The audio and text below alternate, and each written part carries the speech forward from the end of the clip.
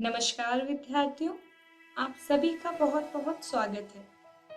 आज हम हमारी 10वीं कक्षा की हिंदी की पाठ्य पुस्तक गोधुली भाग 2 के पाठ 3 को पढ़ने जा रहे हैं, जिसका नाम है भारत से हम क्या सीखें। तो चलिए विद्यार्थियों, देखते हैं अपने आज के इस वीडियो में हम पाठ के बारे में क्या क्या पढ़ने वाले हैं। आज के इस वीडियो में हम जानेंगे प्रसंग, यानी कि हम जितना पाठ आने वाली वीडियो में पढ़ने वाले हैं उस पाठ के बारे में कुछ बातें जानेंगे एवं पाठ व्याख्या अर्थात जो पाठ्यांश हम वीडियो में पढ़ने वाले हैं उसको समझकर उसका वर्णन करने की कोशिश करेंगे। तो चलिए विद्यार्थियों, आज का पाठ शुरू करते हैं पाठ के प्रसंग के साथ। हर क्षेत्र के अध्ययन के लिए भारत उपयुक्त। अगर आपको किसी भी क्षेत्र के बारे में पढ़ाई करनी है तो उसके लिए भारत जो है वो एक उपयुक्त स्थान है, यानी कि भारत से बेहतर जगह आपको कोई नहीं मिलेगी। अगर आपको किसी भी क्षेत्र का पढ़ाई करनी है या उसके बारे में कुछ जानकारी एकत्रित करनी है तो उसके लिए भारत स्थान उपयुक्त है। आगे हम देखेंगे ऐतिहासिक दृष्टिकोण से संस्कृत सर्वतिशायी है। सर्वतिशायी मतलब होता है जिसमें कि सब कुछ हो, सब चीजों से सम्मिलित होकर जो बनता है उसे हम सर्वतिशायी कहते हैं। ऐतिहासिक दृष्टिकोण यानी कि इतिहास के दृष्टिकोण से अगर देखा जाए, इतिहास के नजरिए से अगर देखा जाए तो संस्कृत भाषा जो है वो सर्वतिशायी है, यानी कि उसमें सब कुछ समाया हुआ है। संस्कृत सभी भाषाओं की अग्रजा है। अब अग्रजा मतलब क्या होता है? अग्रजा मतलब जिसकी उत्पत्ति सबसे पहले हुई हो, जिसका जन्म सबसे पहले हुआ हो। तो संस्कृत जो है वो सभी भाषाओं से पहले उत्पत्त हुई है, इसीलिए संस्कृत सभी भाषाओं की अग्रजा है। चलिए पाठ व्याख्या की ओर बढ़ते हैं। भारत का इतिहास अध्ययन करने पर पता लगेगा कि ये सर्वोपरि एवं सर्वश्रेष्ठ है।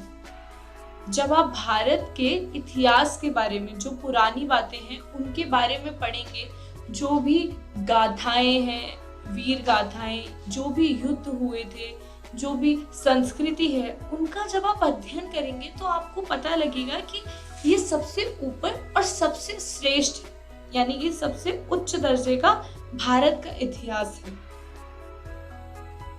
ऐतिहासिक दृष्टिकोण से संस्कृत भाषा सर्वतिशायी है, यानी कि अगर हम इतिहास के दृष्टिकोण से देखेंगे बच्चों, तो संस्कृत जो भाषा है हमारी वो उसमें सब कुछ है।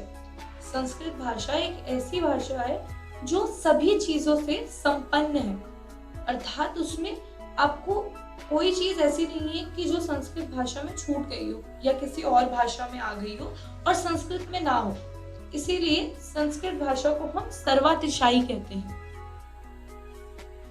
संस्कृत की सबसे पहली विशेषता है इस भाषा की प्राचीनता, सदियों से ज्ञात। तो संस्कृत की जो हमने एक विशेष सबसे पहली बात क्या पढ़ी कि ये भाषा जो है वो सबसे पुरानी है, मतलब सदियों दर सदियों, यानी कि आपके दादा परदादा मतलब कब से ही ये भाषा चली आ रही है। इस भाषा का ज्ञान सदियों से लोगों को है, तो ये भाषा बहुत पुरानी है। यही संस्कृत भाषा की सबसे पहली विशेषता है, इसकी प्राचीनता। निश्चित ही संस्कृत कई भाषाओं की अग्रजा है, जैसे ग्रीक, लैटिन इत्यादि। आपको पता है ना कि बहुत सारी भाषाएं होती है, जैसे कि हिंदी हो गई, इंग्लिश हो गई, संस्कृत, ग्रीक, लैटिन, उर्दू, फारसी, बहुत सारी भाषाएं होती है। तो संस्कृत भाषा जो है वो बहुत सारी भाषाओं की अग्रजा है। मतलब क्या हुआ कि उत्पत्ति जो दूसरी भाषाओं की है वो संस्कृत की वजह से हुई है। संस्कृत जो है वो मूल है इन भाषाओं का, यानी कि संस्कृत में जो शब्द है उसकी मदद लेते हुए इन भाषाओं का विकास हुआ है।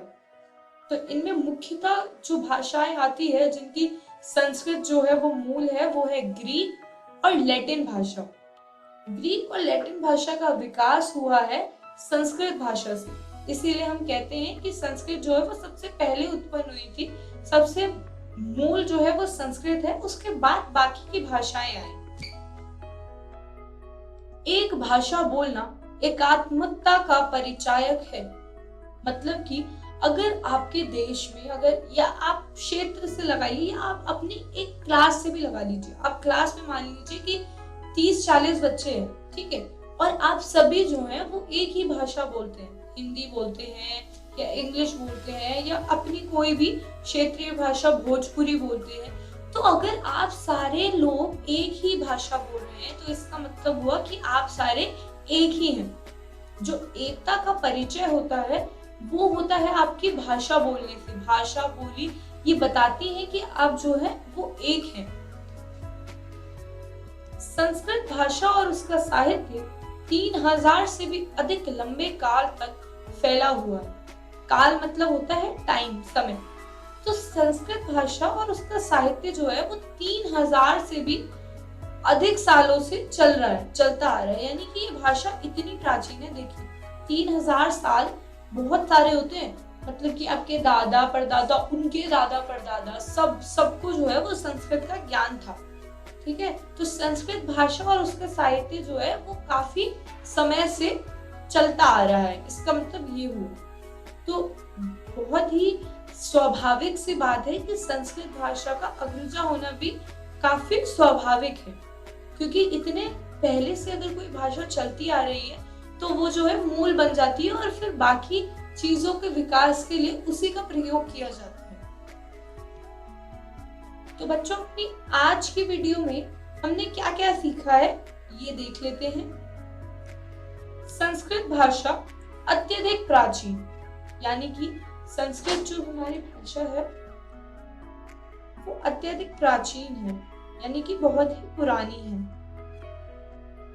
जैसा कि हम पढ़ ही चुके, 3000 साल से भी अधिक तक ये चलती आ रही है, तो आपको अंदाजा लगी गया होगा कि ये कितनी पुरानी भाषा है। भारत एवं साहित्य की ओर एक ऐतिहासिक दृष्टिकोण, हमने देखा कि इतिहास के नजरिया क्या है भारत का और उसके साहित्य की ओर। एक भाषा का प्रयोग यानी एकता, हमने देखा कि एकता का एक मापक है जो कि जिससे कि हम मेजर करते हैं एकता, वो भाषा है। यानी कि अगर लोग एक ही भाषा बोल रहे हैं तो हम ये अनुमान लगाते हैं कि स्वाभाविकता वो एक ही क्षेत्र से हैं या एक ही जाति के हैं या मतलब एक लोग हैं। वो आशा करती हूँ विद्यार्थियों आपको आज के पाठ में पढ़ाई गई सारी बातें समझ आ गई होंगी।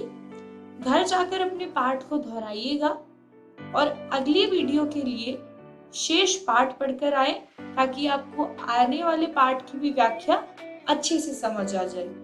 धन्यवाद।